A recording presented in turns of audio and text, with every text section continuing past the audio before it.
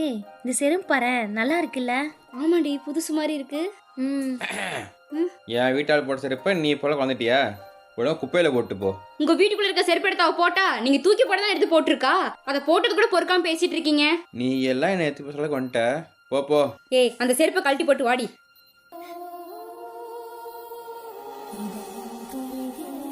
அண்ணா அண்ணா. குப்பை இல்லைம்மா, போங்க. ஐயா குப்பைக்கு இல்லைங்க ஐயா, அதுல உங்க செயின் ஒன்று இருந்தது. சீனா ஐயா காலையில குப்பையில இந்த செயின் கிடந்தது. கீதமா காண தேங்கிட்டு இருந்தேன். எங்கள் அம்மாவோட செயின் ஞாபகமாக வச்சிருக்கேன். ஒரு நிமிஷம்.